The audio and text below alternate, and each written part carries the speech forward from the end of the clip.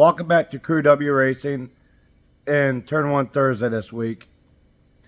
I'm sorry I didn't look up what episode it was, but I think it's 17, 16, 18, somewhere in there. As you've seen in the clip at the very beginning, thank you to Crashers Adventures for sending that to me. We hit the wall. Basically a three-wide deal that went wrong. And I made a mistake, panicked, and yeah, spun the other car. Whole big deal. Anyhow, let's just get into the way race night happened and why it happened the way it happened. So, basically, we missed first hot laps. It was just one of those days. Everything that could go wrong went wrong. And it sucks. I mean, to the point of my truck shut off because it was low on oil.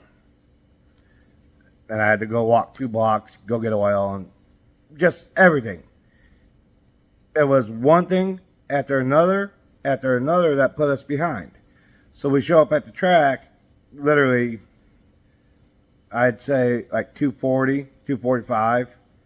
By the time I get in, get the car unloaded, I run down to tech real quick to get teched in. I had to wait on them. So by the time I could even get back up top to get my gear back, get my gear on, which in hindsight, I should have had the car ready to go, gear on, run down, run through tech, whatever the case may be, and get my hot laps. Well, since we didn't get hot laps, we went straight into qualifying. And that turned into its own ordeal. And let me show you what happened.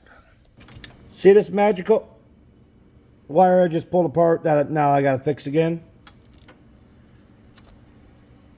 Gotta love that. But anyhow, that magical wire right there is my VTAC. And, well, it wasn't hooked up like it is now. It happens.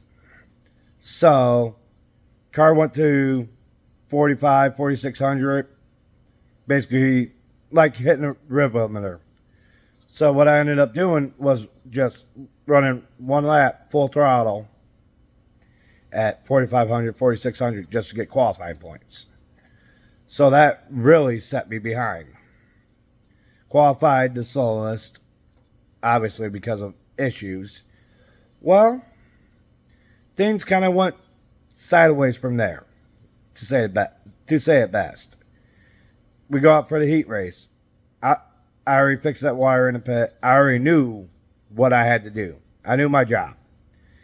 So what we did is I went out to go break out. And that's exactly what I did. So we went out, and 2 laps, I broke out. I knew I would. I stood on it, broke away from the field. I already knew I was breaking out. Because for those of you that don't know, we have a breakout rule. So you don't sandbag during qualifying, basically. So you don't take a 19-second lap, which is what I took, and then go out and run 16 seconds because you start at the front of the field because of the version. Long and short of it, you got 2 tenths. So I went out, ran a 17.0, I think, and a 17.2.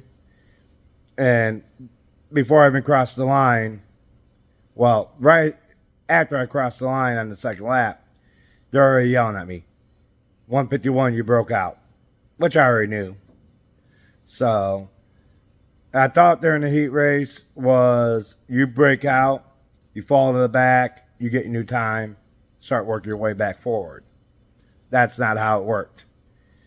Basically, you broke out, you're done for the heat race. But you do get your new time. But what had happened in the heat race, I drove down into 1, the car got sideways. Well, in the center of 2, the car got sideways.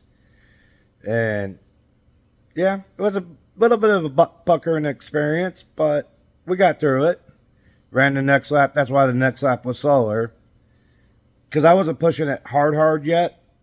Because I didn't have a feel for the car. But as soon as it did that, I kind of backed off just to let the car roll. And go from there. Anyhow, 2 laps, 3 laps, pull off, you're done. It is what it is at that point. And then from there, we get ready to go out for the feature. Everything's great. Everything's right. Get lined up. Still ended up on the pole. The first start, car got loose. Drove it in too hard. So, but in the process, we didn't even make a lap and car spun. So complete restart. And so from there, I was actually able to pull away a little bit, and then they brought me back in because I was fighting the car being so loose. We did make some adjustments to try to make the car better, but it is what it is. The car was so loose, I had to baby it. Didn't make the right adjustments completely, and it is what it is. So I was not falling back hard. I was still holding my own, but we had a car get down to the inside of me going into one, literally right about here. I seen the flash of the car, and then he started backing off. So I kind of move up to make room for him, and then the car gets loose. I correct it and go right into another car and shoots me into the wall.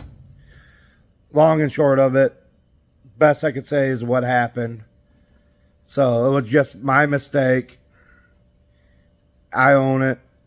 Crap happens. So from there, yeah, you see what happened. We basically pulled the front end out the best I could right now. Started pulling the parts off. And from there, we're going to get things fixed. So let me go ahead and show you all the damage. This frame rail still is not 100% right. The strut tower is still in a little bit. Sorry, there's a jack handle in the way. You just see how everything's moved over. And up in this case. Now, we got a wheel. Tires junk too. Inner tie rod is bent to crap. There's a lower control arm compared to a new one. And then the strut is bent right about there. Luckily, I had a lot of spares in the boxes. I ordered a new wheel. Tomorrow I'll go to Walmart and pick up the tire. Probably 2, just to replace the right sides and be done. And then go from there. So, like, comment, subscribe. Let me know what you think of this. However you want to take it, but just let me know. And I'll be putting some channels down in the link. Check them out. Thank you for following me along in the journey. And we will see you next Tuesday.